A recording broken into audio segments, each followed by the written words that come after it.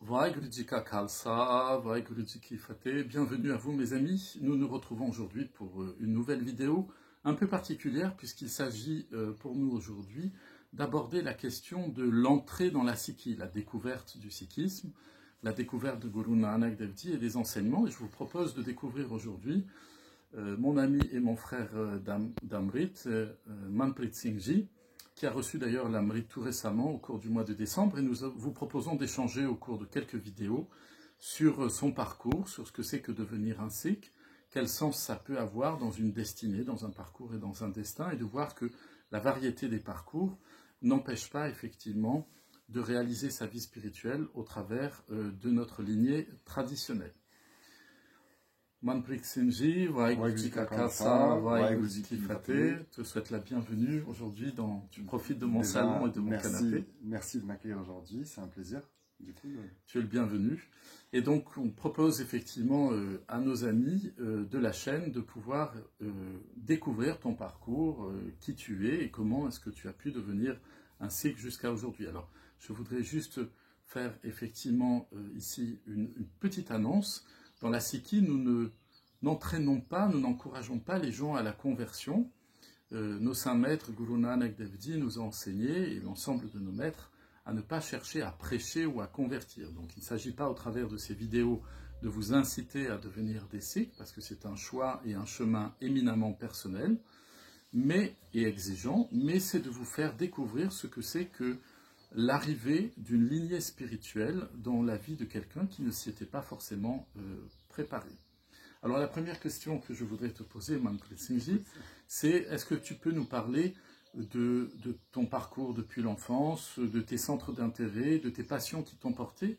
Qui étais-tu avant de devenir un Sikh?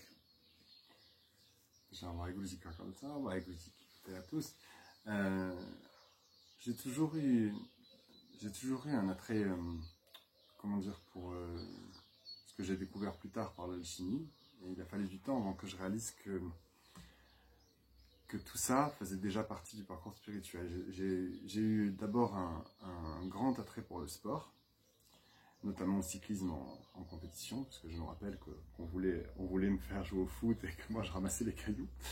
Donc j'étais très loin des sports collectifs, mais il fallait que je regarde jusqu'à où on pouvait aller, qu'est-ce qui était possible, et le potentiel humain m'a beaucoup intéressé, et ça a commencé par le mien déjà. Donc j'ai eu l'envie de pouvoir faire des courses de vélo, donc tout a commencé avec ça. Et en fait, toute mon enfance a été nourrie par le sport et les capacités humaines, et d'ailleurs ça m'a mené à aller gagner une course là où c'était impensable, mais bon, ça vous raconterai plus tard. Voilà, donc effectivement, on voit que dans ton parcours, il y a l'idée de compétition, de dépassement de soi-même, qui est présente depuis ton enfance en fait, et notamment au travers du sport, mais en sachant qu'effectivement le sport, c'est une bonne base, puisqu'on entretient à la fois le physique, mais aussi la discipline du mental. Donc tu as une préparation finalement naturelle à une question de discipline, et la discipline, c'est quelque chose qui est important dans la tradition sikh, notamment quand on devient Sikh Amritdhari, puisque notre vie est réglée à la fois par une discipline spirituelle et une discipline martiale. Est-ce que tu peux nous parler un peu de ton parcours professionnel, des études que tu as faites, et vers quoi ça t'a orienté? Oui, alors, bon, j'ai toujours aimé bien manger. Alors je me disais, comment on fait pour avoir telle saveur? Donc, ce qui m'a amené à pouvoir faire une première année en BEP hôtellerie, et ça correspondait pas. Du coup, j'ai pu m'orienter finalement vers un CAP cuisine que j'ai obtenu avec les meilleures notes de mon existence. Donc ça a été très très très bien. Et de là, je ne me voyais pas du tout rentrer en cuisine de restauration avec des horaires impossibles et une vie de famille insoutenable. Et c'est là où je me suis dit que je voulais passer mon concours pour rentrer dans les cantines scolaires, et c'est chose que j'ai pu faire en 2003, et intégrer mes fonctions de cuisinier dans les cantines scolaires en 2004. Voilà. Alors, est-ce que tu peux nous expliquer comment dans ton parcours, effectivement, à un moment donné, il y a une rupture qui se pose et où tu as la nécessité finalement d'arrêter ton activité et qui va te mettre dans une position où un début de cheminement spirituel va se mettre en place, et on parlera ensuite du moment où tu découvres les Sikhs, on va dire, ou en tout cas la lignée Sikh. Voilà. Donc, comment est-ce que ça se passe à ce moment-là? Comment ça se passe? Moi, je viens d'une famille où nous sommes chrétiens orthodoxes, hein, donc j'ai été de base plongé dans l'eau du baptême petit, mais je ne me suis jamais senti chrétien. Donc tout a commencé comme ça, et puis bon, j'ai eu un parcours après le sport qui a été celui d'un jeune qui expérimente les travers de l'existence, hein, notamment dû aux fréquentations, parce que quand je me suis retrouvé arrivé au lycée, je venais juste d'arrêter le vélo en compétition. Donc là, je me suis dit, mince, c'est quoi ces jeunes, quoi, en fait? D'un côté, il y a tous ceux qui sont plus ou moins la cité, et de l'autre côté, il y a tous les rastas, et je me suis dit, je comprends pas, moi je venais du sport, pour moi il n'y avait pas intérêt de consommer quoi que ce soit.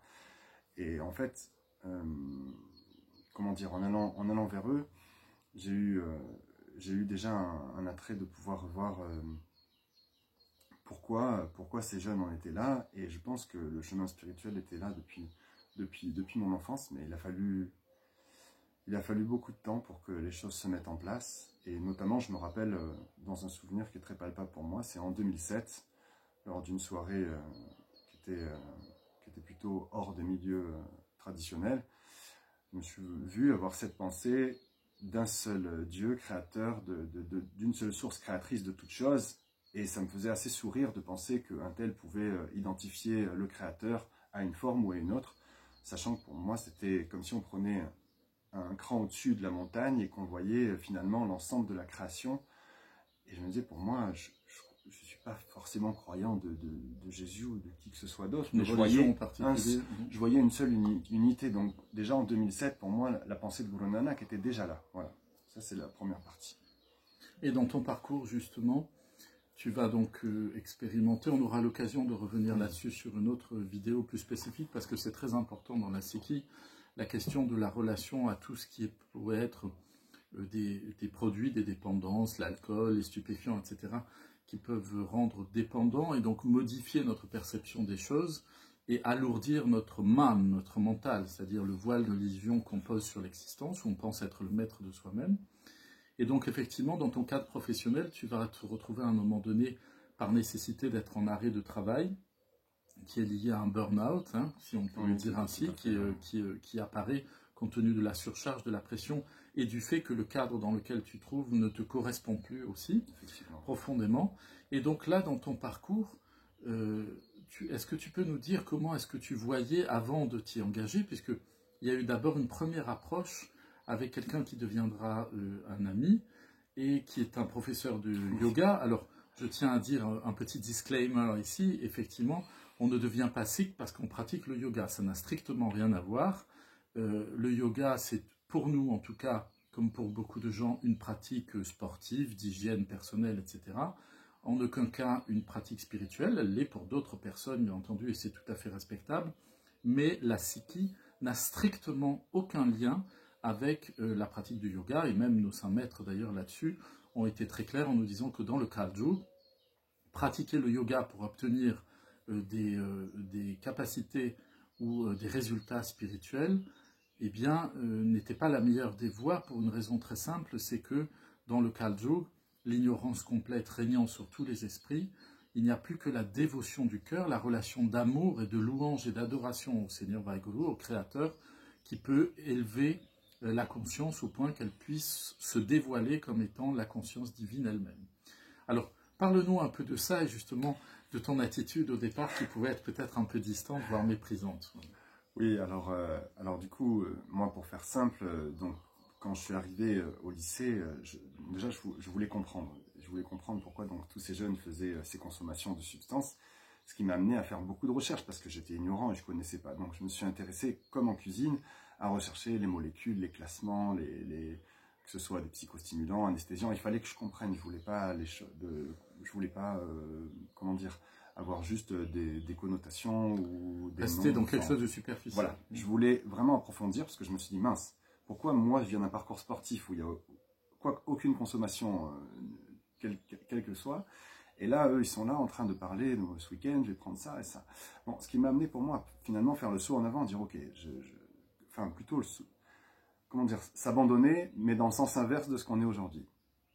Et en fait, après toutes ces recherches, je me suis mis moi-même à consommer, ce qui m'a amené jusqu'à consommer des choses qui étaient vraiment pas sympathiques et du destructrices, tout, et très destructrices.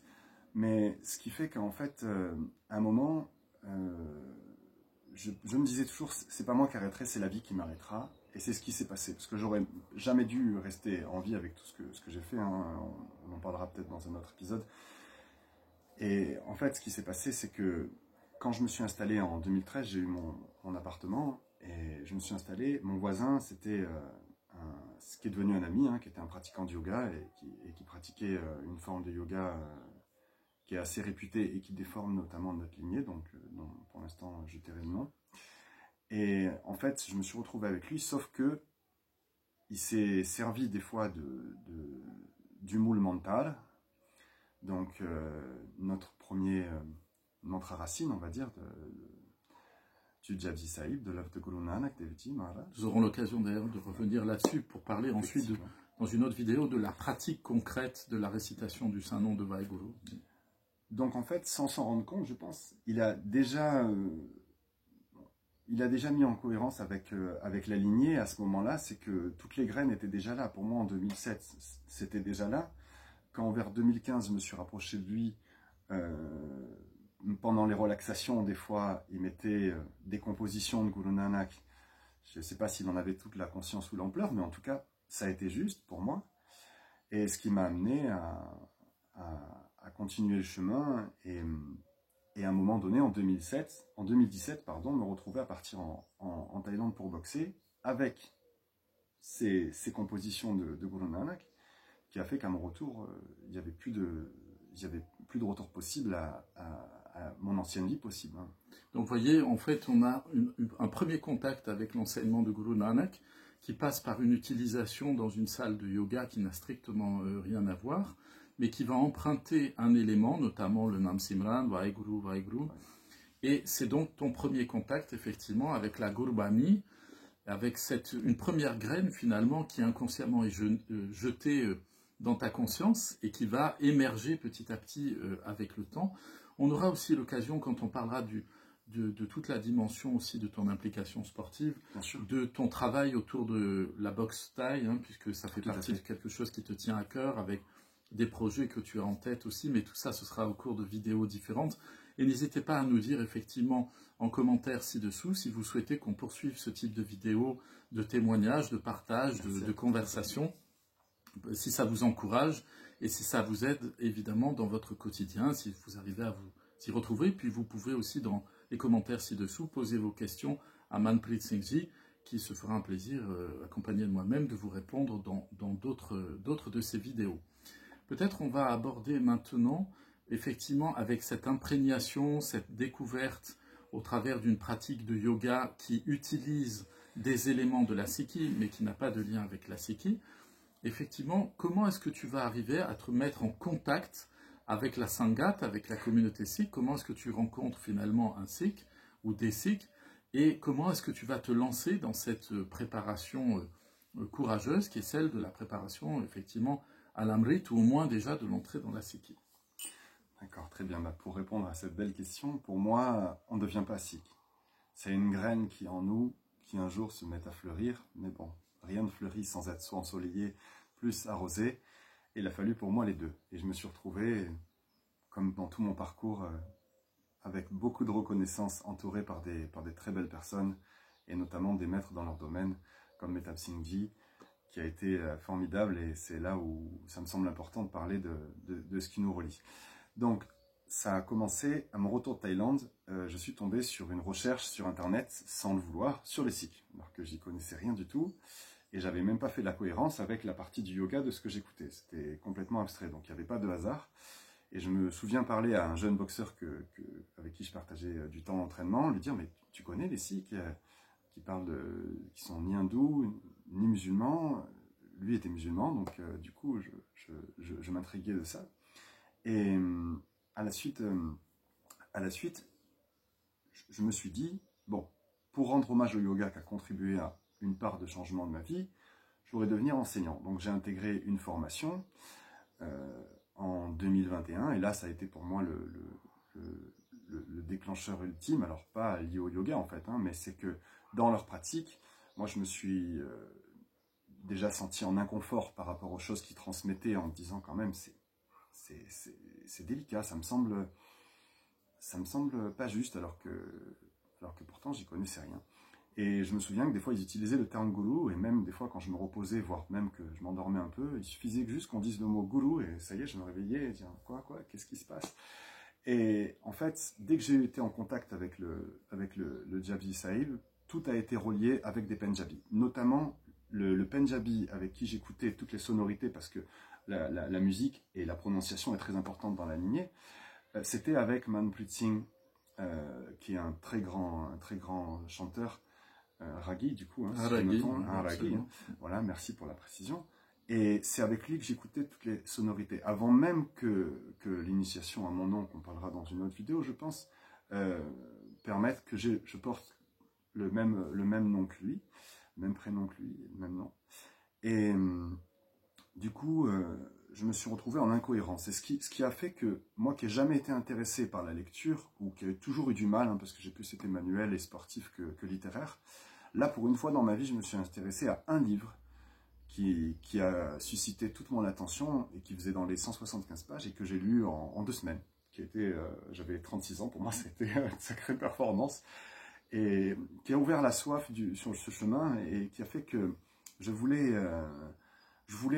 encore de la connaissance. C'était un amour, c'était une soif sans fin. Je voulais comprendre le pourquoi du comment, ce qui m'a mené à acheter un livre. Et au moment où je reçois ce livre, sur Guru Tegh Bahadur et sa sagesse divine, je le retourne, et là je vois que l'écrivain est la personne qui est en notre sainte présence, Metal Singh Ji, et je voulais tout de suite remercier pour son ouvrage avant même de pouvoir lire cette œuvre. Et il m'a tout de suite dit, j'ai eu l'honnêteté de lui dire, écoute, je viens de cette formation, enfin, du coup écoutez, hein, je viens de cette formation, je viens de ce parcours, mais je ne me sens pas identifié à ce que partage comme valeur. Il m'a tout de suite dit, tu es le bienvenu, il y a le Sri Guru Granth Sahib Ji ici, et tu viens quand tu veux. Et à partir de là, je me suis senti comme porté, hein, enfin, tout simplement par la bienveillance de ces enseignements, et surtout, ce qui me semblait le plus important, c'est leur authenticité. Je voulais apprendre, démêler déjà le vrai du faux des choses qui ont été enseignées dans ces formations qui pour moi sont très loin de ce qu'on partage dans les valeurs sikhes traditionnelles. Et voilà, tout a commencé avec ça, et ce qui a fait que après j'avais soif de pouvoir apprendre, et c'est là où j'ai intégré son école, si je peux me permettre. La Nirmala School, hein, qui prépare effectivement les personnes qui souhaitent intégrer la Sikhi, qui sont en démarche, alors je vais dire le mot même s'il n'est pas traditionnel dans la Sikhi, de conversion, c'est-à-dire convertere en latin, ça veut dire se retourner, hein. On s'arrête dans sa vie, on fait marche arrière, et on reprend tout depuis le début, en ayant la conscience divine et l'amour pour Vaheguru en soi. Et effectivement, c'est comme ça que ça a commencé. Alors, on vous expliquera un peu comment s'est fait ce parcours. La Nirmala School aussi, vous pouvez vous y inscrire en début d'année, hein, chaque année au mois de septembre, pour pouvoir découvrir ce que c'est que la Sikhi, sans avoir à devenir un Sikh d'ailleurs, au titre intellectuel, au titre de la curiosité. La seule chose qu'on vous demande évidemment, lorsque vous vous inscrivez gratuitement, puisque je vous rappelle que tout ce qui est proposé par les Sikhs est gratuit, dès qu'on vous demande de payer quelque chose au nom de la Sikhi, de l'enseignement de Guru Nanak, fuyez, parce que c'est un comportement qui est un comportement ou d'escroquerie ou d'abus, effectivement, de notre tradition spirituelle. On ne vend rien dans la Sikhi, on donne universellement ce qui doit être donné à tous. Donc on parlera de la Nirmala School, de cette formation, effectivement. Et ce qui est important à dire, on va conclure notre vidéo de ce jour, cette première partie avec cela, c'est que ça a été ta première rencontre dans la présence du Guru Granth Sahib Ji.